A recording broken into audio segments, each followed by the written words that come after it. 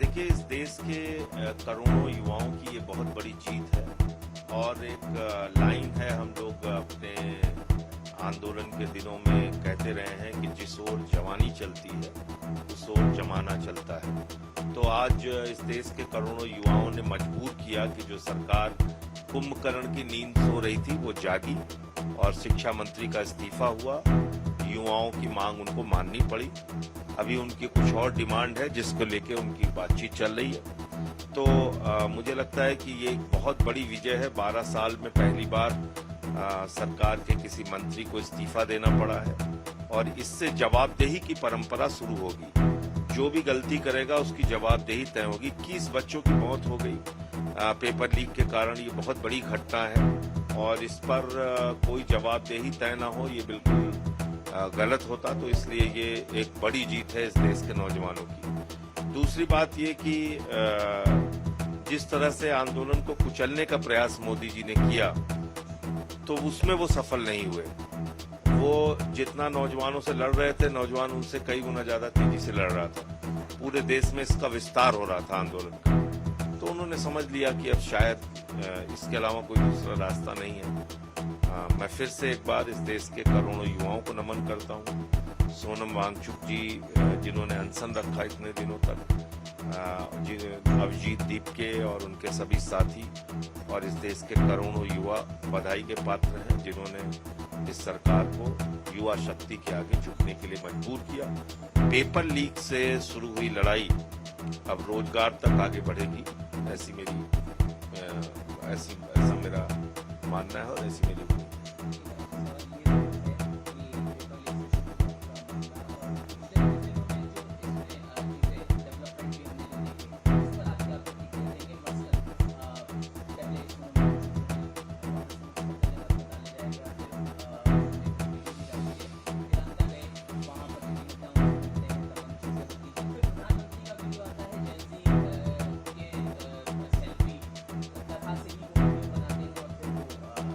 देखिए, प्रधानमंत्री ये समझ गए कि गोदी मीडिया से अब काम नहीं चलेगा।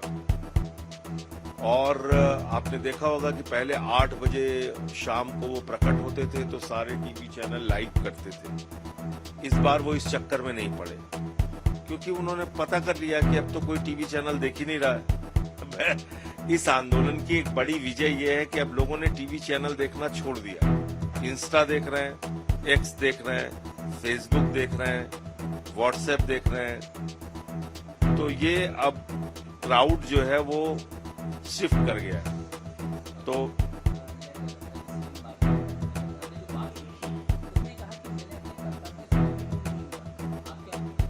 ठीक है, मैं उन्होंने अपने पत्र में क्या लिखा उसके बारे में कोई टिप्पणी नहीं करना चाहता। मैं सिर्फ इतना कहना चाहता हूं कि जवाबदेही तो तय होनी ही चाहिए।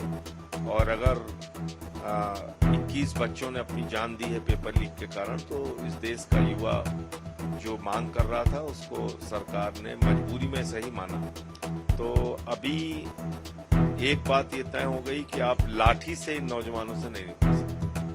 और दूसरी बात ये भी कि जो ये कायर नेता हैं जो इनके आगे झुक जाते हैं ईडी सीबीआई के डर से, उनके लिए भी एक सबक है कि यार छोटे छोटे बच्चों ने हरा दिया मोदी को, तुम नतमस्तक हो जाते हो इस आदमी के आगे, तुम एकदम कायरों की तरह घुटने टेक देते हो ईडी सीबीआई का डर देख के। तो ये बहुत ही अजीब बात है जो पॉलिटिकल पार्टीज के लीडर्स इस तानाशाह के आगे झुकते हैं। उनको भी सबक लेना चाहिए नौजवानों से।